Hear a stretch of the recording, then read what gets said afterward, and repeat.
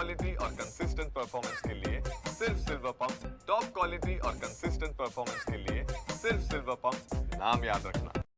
प्रतीक्षा यादीची मर्यादा कमी करण्याचा निर्णय रेल्वे प्रशासनाकडून घेण्यात आला आहे। याच्याच अंतर्गत आपण जर पाहिलं तर स्लीपर आणि थर्ड AC या कोचमध्ये जास्त वेटिंग तिकिटा या दिल्या जात नाहीत।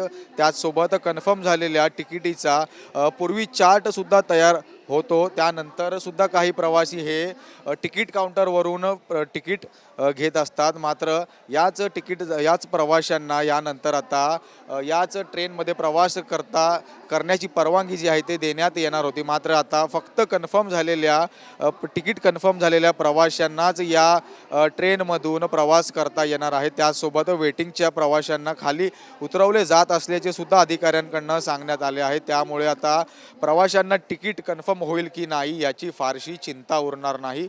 पश्चिम रेल्वे आणि मध्य रेल्वेने आपल्या प्रवाशांच्या आरामासाठी तसेच सुविधेसाठी कटिबद्ध असून प्रतीक्षा यादीतील प्रवासी आरक्षित डब्यामध्ये प्रवास करणार की नाहीत याची खात्री करत आहेत। रेल्वेच्या काही गाड्यांमधील प्रतीक्षा यादीची मर्यादा कमी केली असून आरक्षित डब्यातील वेटिंग तिकिटे घेऊन प्रवास करण्यावर बंदी घातल्याने हा बदल झाला आहे। गेल्या वर्षीच्या तुलनेत यंदा पश्चिम थ्री टायर AC रेल्वेच्या स्लीपर कोचमध्ये वेटिंग तिकीट धारकांची संख्या 61% वाढलेली आहे, तर थर्ड AC मधील वेटिंग प्रवाशांची संख्या 24% कमी झाली आहे।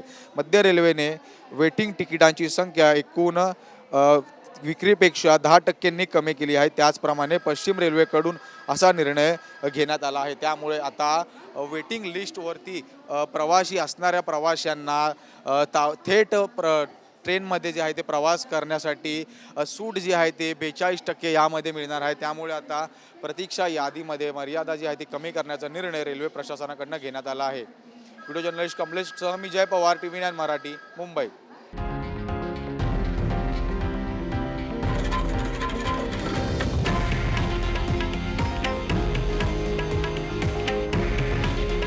हे आहे देशातील नंबर 1 न्यूज नेटवर्क आणि आपण पाहत आहात TV9 मराठी। काळजी तुमची, हित महाराष्ट्राचं।